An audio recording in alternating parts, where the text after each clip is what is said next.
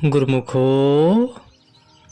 मन और आत्मा का संघर्ष ही जीवन है, क्योंकि हम शरीर रूप में पैदा हुए। अतः आत्मा शरीर में स्थित शत्रुओं के देश में है।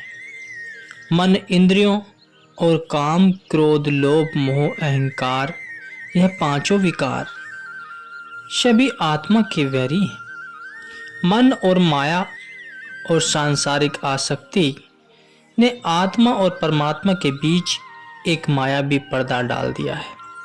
अधिकांश जीवों में आत्मा शक्तिशाली तथा जागृत होते हुए भी मन के अधीन हो जाती है। मन आत्मा का प्रबल शत्रु है। मन का प्रमुख कार्य है संसार के साथ आत्मा का संबंध जोड़ने में उपकरण का काम करना।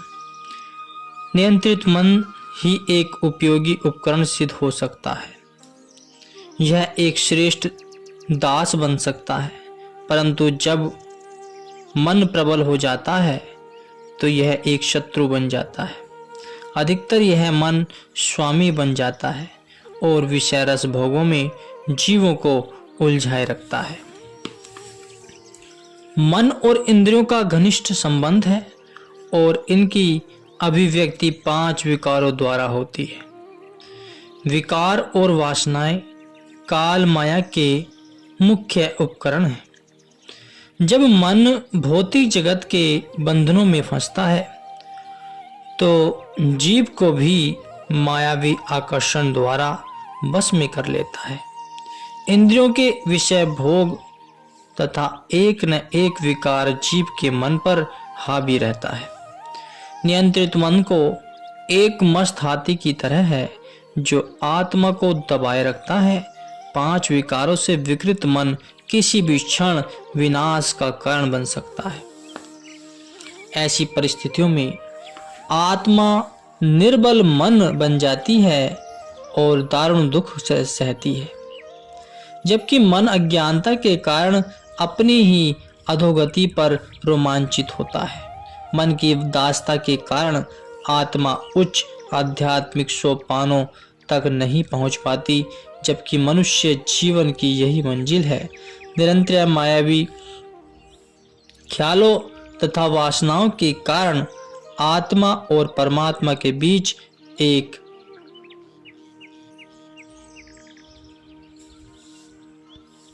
पर्दा सा आ गया है। मन तथा आत्मा का संघर्ष मनुष्य के अस्थिर स्वभाव को दृष्टिगोचर करता है। मनुष्य उद्धर्वगामी भी बन सकता है और अधोगति के निम्न स्तर तक भी गिर सकता है। उसमें यह दोनों विरोधी संभावनाएं हैं।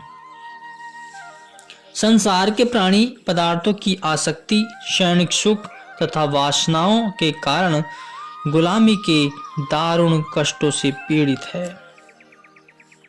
आत्मा सदैव निज ग्रह की ओर जाने के लिए अधीर रहती है। जीव मन के प्रमाद की वजह से संसार के जड़ दृश्यों से लुभायमान होकर अपनी आत्मा की गरिमा को भूल बैठा है। वस्तुतः उसकी वास्तविकता आत्मा ही है, जिसका मन घोर प्रमाद से आच्छादित है। उस आत्मा में ईश्वरीय सत्ता कैसे उजागर हो सकती है? यह मन भौतिक जगत के साथ ऐसा जुड़ गया है कि हम भौतिकता के बंधन में गहरे फंस गए। यही भौतिकता मनुष्य की वैरी है, जो मनुष्य में वासनाएं उत्पन्न करती है। परंतु परमात्मा जीव से अपेक्षा करता है कि वह मन तथा मायावी शक्तियों पर विजयी हो सर्वोच्च स्थिति प्राप्त करे। मन जो आत्मा का वैरी बन इस पर आवरण डाले हुए है, इसकी अभिव्यक्ति 5 विषय विकारों द्वारा हुई है। काम, क्रोध, लोभ, मोह तथा अहंकार, ये वे 5 डाकू हैं जो हमारे घट के भीतर का अमूल्य खजाना लूटने का प्रयास कर रहे हैं। यदि हम अमृत रस का पान करना चाहते हैं और परमात्मा से एक रस होना चाहते हैं तो हमें इन विषय विकारों का अवश्य त्याग देना चाहिए। जब हम इंद्रियातीत होकर ऊपर की ओर बढ़ेंगे तो यह काल माया की शक्ति हमेशा के लिए भाग जाएगी और हम परम अनंत शांति अनुभव करेंगे। पहला विकार काम। यह मनुष्य को वासनाओं इच्छाओं की दलदल में गिराकर उसकी जीर्ण अवस्था कर देता है। मनुष्य को विमोहित करने के विवित्र षड्यंत्र रचकर रस भोगों के आस्वादन में इसकी शक्ति क्षीण कर उसे निम्नता की ओर ले जाता है। मन इस पाशविक वृत्ति के अधीन हो गिर जाता है, भूल जाता है कि उसे ऊर्ध्वगामी बनना चाहिए। विषय भोग रस अत्यधिक हानिकारक है। हर प्रकार की सांसारिक कामना इच्छा इस प्रकार की विकृति है। विभिन्न प्रकार के प्रलोभन देकर मनुष्य को अपने जाल में फंसाकर अंधा बना देता है तथा सदाचार और धर्म से परे ले जाता है। यह विचारने योग्य बात है कि इस विनाश के बदले मनुष्य को क्या प्राप्त होता है। यह कैसा आकर्षण है। यह एक भ्रम है, केवल बाह्य सुख की क्षणिक अनुभूति जिसका अंत दुखप्रद है, एक नशा मात्र है। संपूर्ण आध्यात्मिक शक्ति को क्षीण करना है। इस विकार का शिकार मायावी मंदिरों में जकड़ा हुआ सदैव पीड़ित रहता है, नितांत व्याकुलता से घिरा रहता है। काम काम सब कोई कहे, काम न छीने कोय, जेती मन की कल्पना, काम कहाए सोए। दूसरा विकार जिसमें मनुष्य को सतर्क रहना है वह है क्रोध।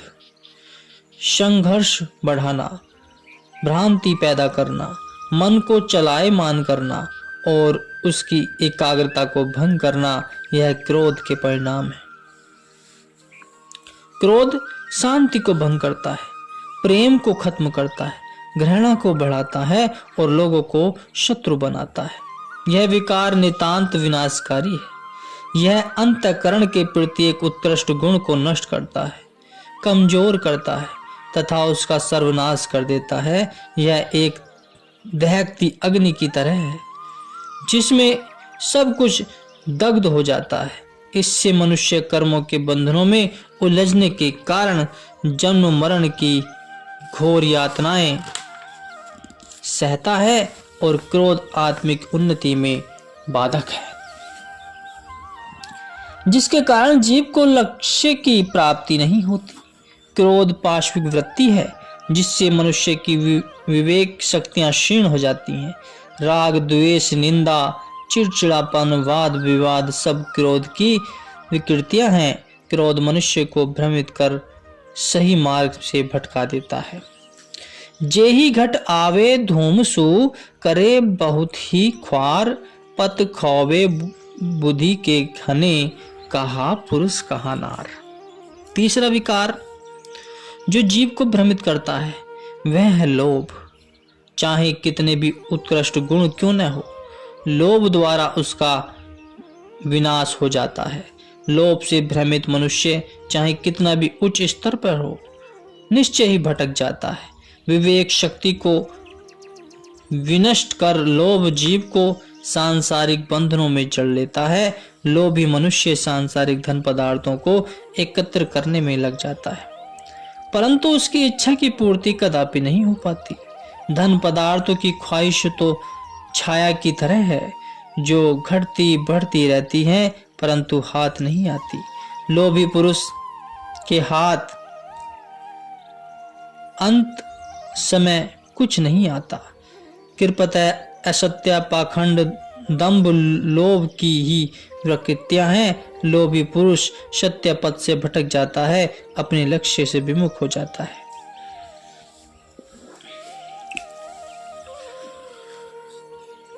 मोह चौथा विकार है जो मनुष्य को वासनाओं के जंजाल में फंसा देता है। मनुष्य नश्वर शरीर के प्राणी पदार्थों के मोह से लिप्त होकर सही मार्ग से भटक जाता है। अपनी आकर्षक तथा लुभायमान करने वाली प्रकृति द्वारा मोह मनुष्य को भटका देता है और उसे सांसारिक प्यार के बंधन में बांध देता है। अंतःकरण की समस्त आध्यात्मिक प्रेरणा पर आवरण डाल मनुष्य की सुरति को कुल मालिक से विमुख कर देता है। बाह्य जगत के बंधनों को और भी दृढ़ कर मनुष्य को भ्रमित कर देता है। मनुष्य अपना वास्तविक कर्तव्य आत्मिक उन्नति तथा आत्म साक्षात्कार करना भूल जाता है तथा गिरावट की ओर चला जाता है।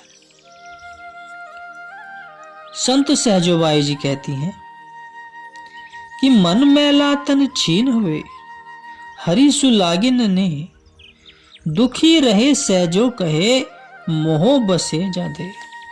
पांचवा विकार, अहंकार जीवात्मा को परमात्मा से विलग कर देता है। मैं मेरी का आवरण आत्मा के वास्तविक स्वरूप को आच्छादित कर मनुष्य को सही मार्ग से भ्रमित कर देता है। अहंकार मैं मेरी के रूप में प्रकट होता है। रोजमर्रा की जिंदगी में हम कहते हैं मेरा परिवार, मेरी संपत्ति, मेरी सफलता, मेरी प्रतिष्ठा इत्यादि। कैसा आश्चर्य है! मनुष्य को किस बात का मान है, किस बात का घमंड है? धन का, यौवन का, प्रतिष्ठा का, या इस नाशवान परिवर्तनशील संसार में किसने नहीं देखा कि जो आज युवा है कल वृद्ध होना है, जो आज बलशाली है कल रोग से ग्रसित होना है। सांसारिक धन की अस्थिर है एवं मान प्रतिष्ठा भी आज है कल नहीं। बड़े बड़े राजा महाराजा भी कायम नहीं रहे। फिर मनुष्य किस बात का अहंकार करे? अहंकार से मनुष्य की बुद्धि मलिन हो जाती है, विवेक शक्ति क्षीण हो जाती है। अभिमानी चढ़ी कर गिरे, गए वासना माहे, 84 भरमत भय कबहु निक्षे नाहि।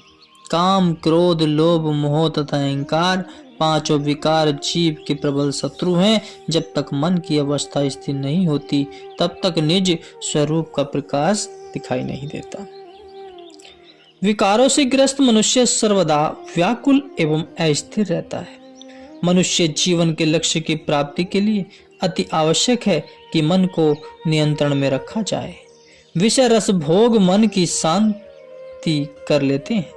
ये जलाशय के उन छिद्रों के समान है जिनके द्वारा जीवन रूपी अनमोल जल भौतिक जगत की भूमि पर व्यर्थ बह रहा है।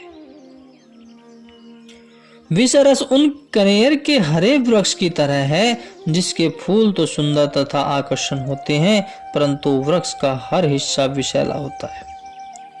सांसारिक धन पदार्थ, सुख, ऐश्वर्य, मान, प्रतिष्ठा सब मनुष्य को भ्रमित करते हैं। अज्ञानता का मायावी आवरण डालकर उसकी विवेक शक्ति को क्षीण कर देते हैं।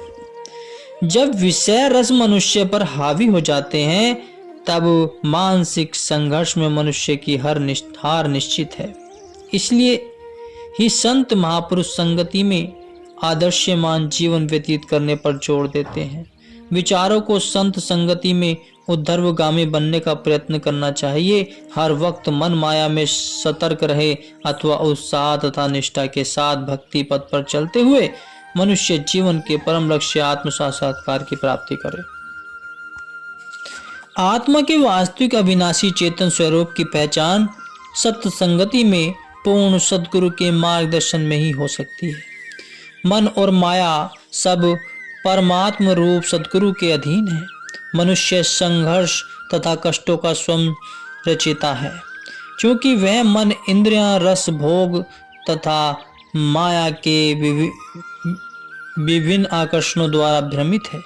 परंतु जब जीव सत्पुरुषों की सुप्रद छत्र छाया में आ जाता है, उनके उपदेशों का अनुसरण करता है, तब विषयों की आसक्ति दग्ध हो जाती है तथा जीवन के परम लक्ष्य की प्राप्ति होती है। संतों का कथन है, मन ही सो मल उपजे, मन ही सो मल धोई, सीख चले गुरु साध की, तो तू निर्मल होई। भटकता हुआ मन निश्चय ही आत्मा और परमात्मा के मिलन में बाधक है, परंतु जब तक मन नियंत्रण में आ जाए तब जीव आत्म विजयी कहलाता है और आत्म स्थिति का पद प्राप्त करता है। गुरुवाणी में कथन है, मनी जीते जगु जीते। अगर तेज प्रकाश पर एक मोटा आवरण डाल दिया जाए तो प्रकाश नहीं दिखता। जब यह आवरण हटा दिया जाए तो प्रकाश की प्रदीप्त ज्योति दृष्टिगोचर होने लगती है, दिखाई देने लगती है।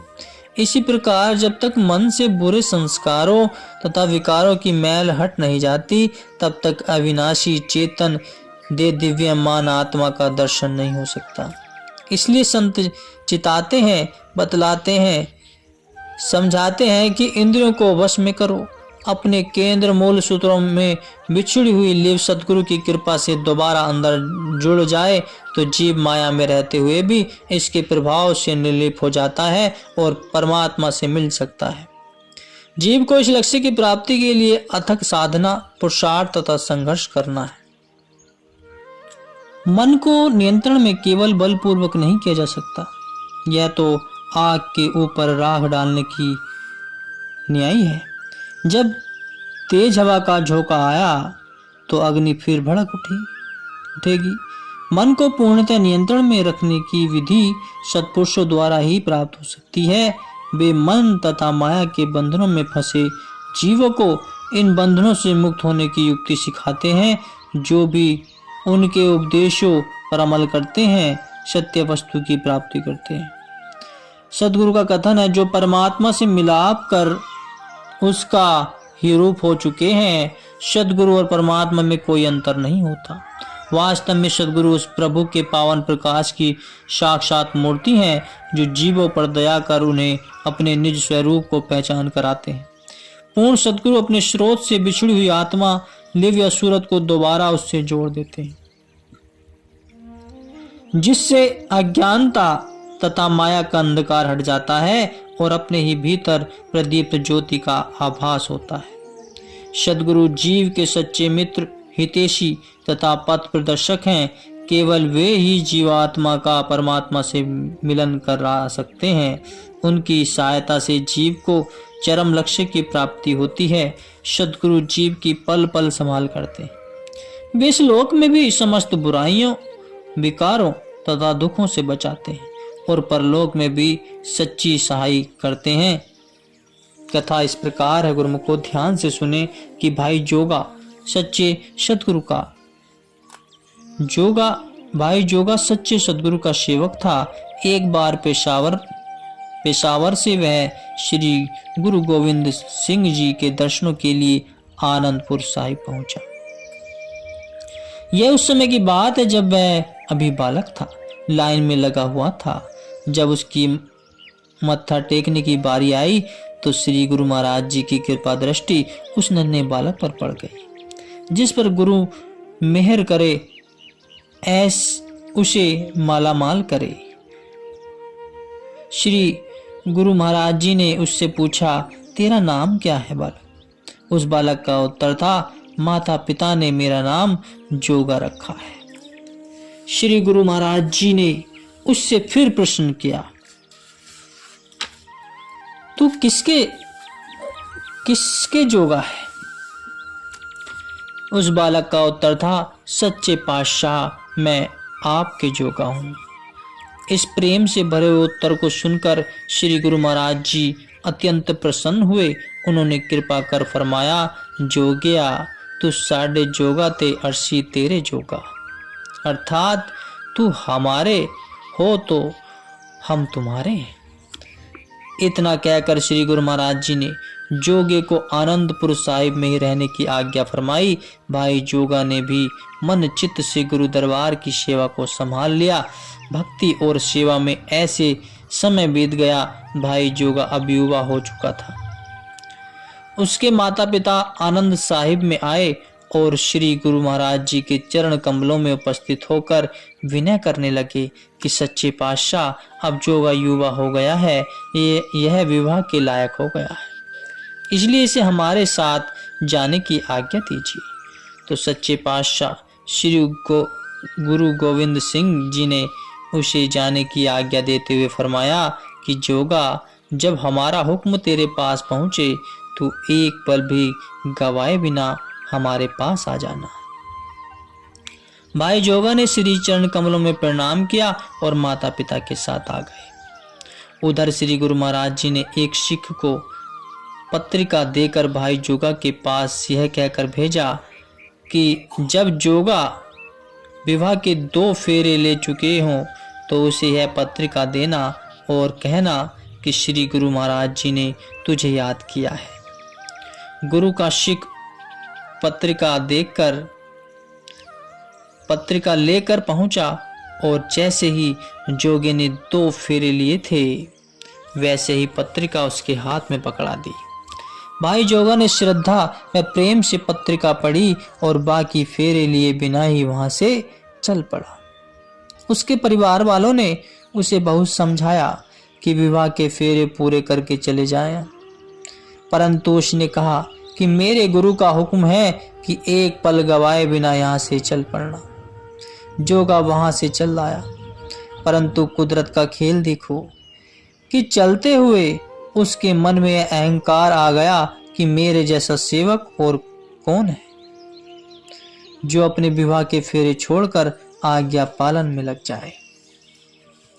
श्री गुरु महाराज जी अंतर्यामी घट घट के जानने वाले हैं। उन्होंने देखा कि भाई जोगा को अहंकार में डूब गया है। जैसे ही भक्त के मन में अहंकार आया वैसे ही अन्य बुराइयों ने भी अपने पैर जमाने शुरू कर दिए। जोगा को गुरु दरबार पहुंचने में देर हो गई और मार्ग में रात पड़ गई। मार्ग में जाते हुए उसका ध्यान वैश्य के कोठे पर चला गया। उसने सोचा क्यों न आज की रात यहीं पर बिताई जाए। मन में यह विचार आते ही उसके पैर वैश्य के कोठे की ओर मुड़ गए। जैसे ही वह सीढ़ियां चढ़कर ऊपर पहुंचा तो देखा कि एक सिख पहरेदार के रूप में बड़ा सा लठ लेकर खड़ा है। उस पहरेदार ने जोगे को अंदर जाने से रोक दिया। जोगा वापस आ गया, परंतु उसका मन वहां से न हटा। वह फिर कोठे पर गया। उस पहरेदार ने कहा, भाई तू तो गुरु का सिख दिखाई देता है, तेरा यहाँ क्या काम है? तो भाई जोगा अपने मन के अधीन होकर बोल पड़ा कि आप भी तो सिख हैं, फिर आप यहाँ क्यों खड़े हैं? पहरेदार का उत्तर था, अरे भाई मैं खुद यहाँ नहीं खड़ा, बल्कि किसी ने मुझे यहाँ खड़ा किया है। जोगा यह सुनकर वापस आ गया, परंतु अमृत वेला में फिर वही जा पहुंचा। उसे पहरेदार ने फिर वापस भेज दिया। अब तो भाई जोगा की आंख खुल गई कि वह अमृत वेला में क्या करने जा रहा है। उसे श्री गुरु महाराज जी के वचन स्मरण याद आ गए। वह मन ही मन में पश्चाताप करता हुआ जल्दी जल्दी पग बढ़ाने लगा और गुरुद्वार तक पहुंच गया। श्री गुरु महाराज जी के श्री चरण कमलों में प्रणाम किया। श्री गुरु महाराज जी ने फरमाया, जोगा आ गया है, बड़ी देर कर दी। भाई जोगा मन ही मन शर्मसार था। उसने उत्तर दिया, सच्चे पातशाह आपकी कृपा से मैं शकुल पहुंच ही गया हूँ। श्री गुरु महाराज जी ने फरमाया, भाई तू जो कुछ भी करता कम से कम इतना तो ध्यान रखता कि हमें वैश्य के चौबारे पर सारी रात खड़ा तो न रखता। इतना सुनते ही भाई जोगा की आंखों से अश्रुधारा बह निकली और रो रो कर माफी मांगने लगा कि प्रभु आपने मुझे नरक में भी गिरने से बचा लिया, वरना मैं तो अपने मन के वशीभूत होकर सारी कमाई नष्ट करने जा रहा था। तब श्री गुरु महाराज जी ने फरमाया, तेरे मन में अहंकार आ गया था, इसलिए ऐसा हुआ है। तो गुरुमुखो, इससे यह स्पष्ट होता है कि संत सदगुरु कैसे अपने सेवक की पल पल संभाल करते हैं और उसे हर तरह की अग्नि से बचाते हैं। मन की आदत है किसी न किसी वस्तु का चिंतन करना, इसलिए मन को मालिक के प्रेम से परिपूर्ण कर उसके मन के चिंतन में लगाए रखना चाहिए। सदैव सदगुरु की दया दृष्टि की याचना करते हुए सदगुरु के उपदेशों तथा निर्धारित नियमों पर चलते रहने से मन सर्वदा मालिक के ध्यान में लगा रहेगा। उनके उपदेशों पर अटूट श्रद्धा, अथक परिश्रम तथा विश्वास के साथ अमल करने से मालिक की अकारण अगाध कृपा जीव पर उतरती है। अंत में मन एक सहायक मित्र बन जाता है और सहज में ही उस दिव्य ज्योति के दर्शन होते हैं, जिसके नूर से आत्मा जगमगा उठती है और उस दिव्य प्रकाश में ही समा जाती है। गुरुमुख हो।